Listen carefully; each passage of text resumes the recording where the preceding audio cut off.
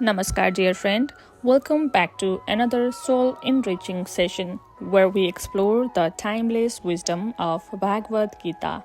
Today, we will dive into chapter 8 titled Akshara Parabrahma Yoga or the Yoga of the Imperishable Absolute. This chapter is truly profound as Krishna reveals the ultimate goal of life and explains how we can align our thought and action with that higher purpose. Let's set the stage. Arjuna, still seeking clarity, asks Krishna a series of deep questions. What is Brahman, the ultimate reality? What is the self? What is karma, the purpose of action? What happens at the time of death? And how can one connect with the divine in their final moment? These questions are not just philosophical, they are universal. At some point in life, all of us wonder what lies beyond this material world. What is the essence of who we are? Krishna begins explaining, Brahman is the eternal, unchanging truth. It is the essence of all creation, beyond time, space, and matter. The self, or the Atma, is the eternal soul within you, pure, divine, and untouched by the material world. Karma is the energy of action and its consequences, shaping the journey of the soul across lifetimes. These are not just abstract ideas, they are deeply practical. Krishna is reminding us that there is something infinite and unchanging within us, beyond the ups and downs of life. Then Krishna revealed a powerful truth about the moment of death. Whatever you think of at the time of your passing determines the state of your next existence. Therefore, Arjuna, focus your mind and heart on me always, so that at the critical moment your soul can transcend the cycle of birth and death to attain liberation. Dear friend, let's pause for the moment. Krishna is saying that our thought and emotion shape not only our life here and now, but also the journey of our soul beyond this physical body. This teaching inspires us to cultivate mindfulness and devotion in our every moment. Krishna continues with a profound technique for a spiritual connection.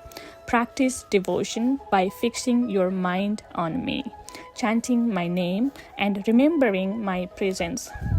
This focus will free you from the illusion of the material world and bring you closer to your eternal nature. Imagine this. In this middle of life, Imagine this. In this middle of life's chaos, Krishna offers us an anchor, a way to stay calm, centered, and connected to something greater.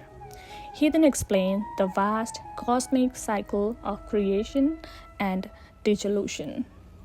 At the end of every cosmic cycle, all living beings return to their source, only to emerge again with the creation begins anew.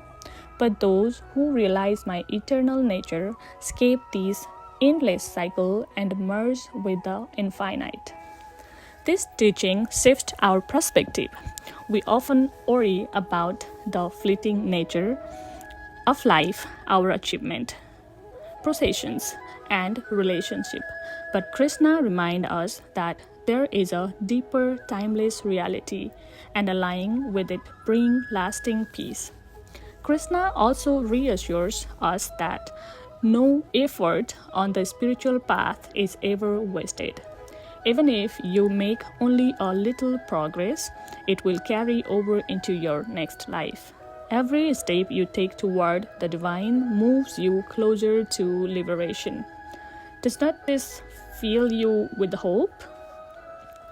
It is like planting a seed of devotion and knowing it will continue to grow no matter the challenges you face.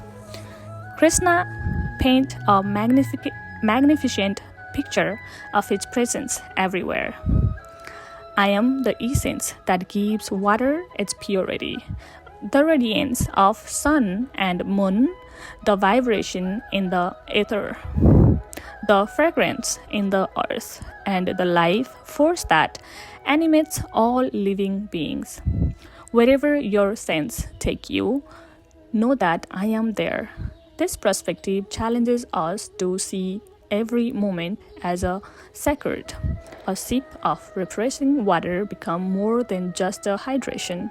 It becomes a reminder of Krishna's divine energy nourishing us.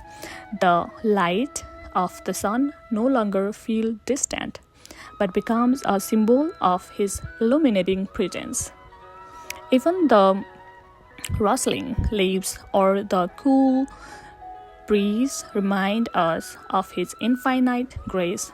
Krishna also described the path of transient illusion of Maya, which cloud our understanding. He explains, this material world is filled with the distraction and desire that bind the soul, but those who take a refuge in me, surrendering with love and devotion, can rise above it. This is an invitation to focus on what truly matters, our spiritual growth, inner peace, and connection with the divine. Krishna assures us he is always there to guide us, support us, no matter how lost we feel. Dear friend, I find some similarities in themes between chapter 7 and chapter 8 of the Bhagavad Gita. Both chapters emphasize Krishna's omnipresence and the spiritual connection to the divine, but they serve different purposes.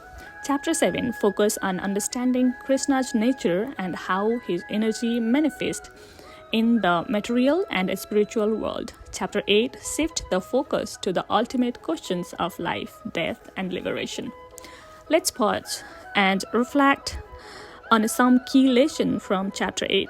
Your focus shapes your future. Embrace the divine in the everyday, meditate on the eternal, and trust in surrender. On the personal note, I find chapter 8 is incredibly inspiring. It reminds me to live with the awareness, to cherish the beauty in a simple moment, and to trust that every effort toward growth is meaningful. Dear friend, let's take a small action together today. Find a thing, a glass of water, a light of the moon, or the sound of your own breath. This reminds you and me of Krishna's presence. Pause and feel gratitude for the connection. Thank you for joining me exploring the wisdom of chapter 8. Until we meet again, stay mindful, stay connected, and keep walking this beautiful path to self-discovery. Namaskar.